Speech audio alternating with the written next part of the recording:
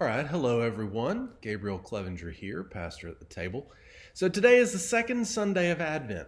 The point of these weeks is to be a period of time to consistently revisit the idea of Christ's being with us, the reality of Christ being with us.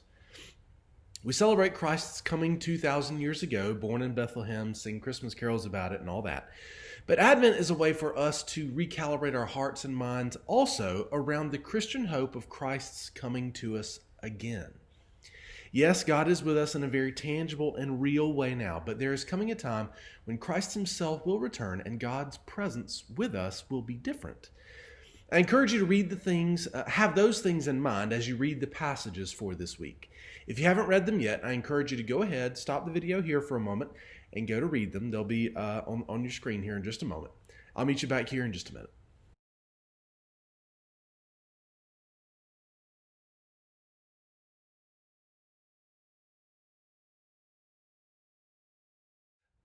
Okay, so welcome back.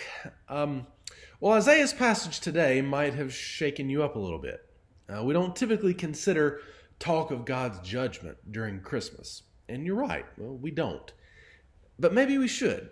Now, just follow me here for a minute. We didn't mention it last week, but one of the traditions of Advent is lighting candles placed around a wreath, each one associated with a value. Last week's candle was the hope candle. This week's candle is the peace candle. You're probably still wondering what I'm talking about. Peace candle. How does that have anything to do with God's judgment like we read here in Isaiah? Well, the problem is ours, really, not the Bible's. We have come to picture something like a sunny, quiet meadow in the springtime with little animals dancing around when we hear the word peace. Or maybe a bubbling brook flowing steadily but quietly over some rocks in a stream. We think of peace as something to fall asleep to. If we get extra philosophical, maybe we think of peace as the absence of war, where everyone is just getting along. But that's next to nothing like the concept of peace in the Bible. It may include those things, but that's not really what it's about. A good way to put it may be that peace is not passive. When speaking of peace in the Bible, it's the understanding that all has been put right. Peace is the flourishing and the liveliness of something, ideally all of creation, according to the way God has made it to be. This kind of peace is not easy, as it turns out. We need God's involvement to see this come about. Each of us does, and all of us put together. Isaiah understands this. So when we read here in part of the passage about God's power and how things can wilt before him, that's quickly balanced by a different metaphor of God. Just the other morning, my youngest daughter was playing a game with me. She would say, "You can't get me." And what she really meant was, "Daddy, come get me." So she ran away laughing, looking back at me the whole time. I've played this game with all of my daughters when they were young, as you may have with your own children. And for each of them, when we play this game, I usually play along, staying far enough away from her for her to keep running. But I do have to catch her every so often. That's part of the fun too. I catch her, scoop her up, maybe put her on my shoulder or hold her up high. Now, as we get older, being scooped up and being held upside down or precariously on someone's shoulder takes on a new stress. But it's this trust that a child has for her father that's instructive for us today. My young daughters have never once fussed that I picked them up, none flipping out in fear that I was going to drop her. Now, I have never dropped the child playing this game, but I have failed each of my daughters in other ways, either by forgetting to do something or doing something wrong. I have made mistakes, but still my daughters trust me to take care of them, to provide a home that is good.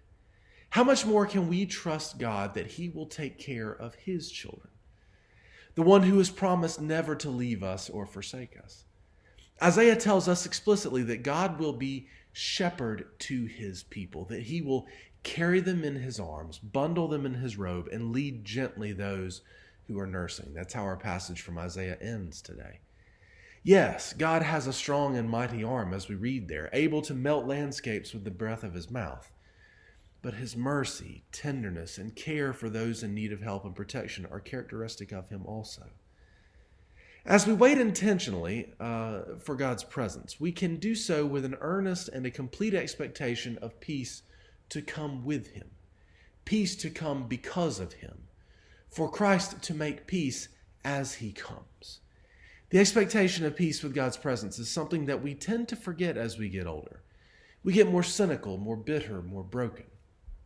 the further we get from being able to imagine joy in a Father scooping us up in his arms and trusting that even then, especially then, everything is right. The further we are from being able to truly understand the faith in God that Isaiah describes here. Peace is not just everything around you being quiet and still. Peace is understanding implicitly that God is in control and that God's presence with us is a peace for all of the created order, working its way through us in expectation, giving whispers and hints of God's working in and through us. The peace we should seek, live into, and expect. We are encouraging you to adopt active practices that clear some of the clutter out so that that clutter that creeps in on us so easily during this time, and remind yourself of what things are true. The habit we have encouraged you to adopt during the past week is that of reading Scripture before you look at your phone or the news or social media in any other way. We want you to keep this up this week and add another. We want for you to begin lighting a candle at some time in your day, stop for just a moment and say the words, "Christ is light." And that's it. But we want you to physically do it. Do your best to do it in the same place at around the same time each day. At night, before or after supper is a great time. But if you need to do it at your office or first thing in the morning, that's fine. Just try to do it consistently the same. If you need to vary it, that's okay too. Pretty simple, huh? Doesn't take long, but you will need to be intentional about it. While this is so short and simple, you will find that everything about the world around you will conspire to prevent you from doing it. That's why it's easier to do this consistently if you are doing it with a group of others who are doing it also. You can still join up with a group to meet up weekly during Advent to process how actively expecting God's presence is making a difference for you and be encouraged about how to live in light of God's activity in your life. If you need help figuring out how to implement some of this stuff, or you have further questions, or you want more specific help with something else, or you need more information about an Advent group, or you need prayer about something, please contact me here. Our prayer is that you are able to experience the peace that comes from the trust and the experience of having God as your shepherd, watching out for you, taking care of you, putting all things right. I will talk to you soon. God bless you, and Merry Christmas.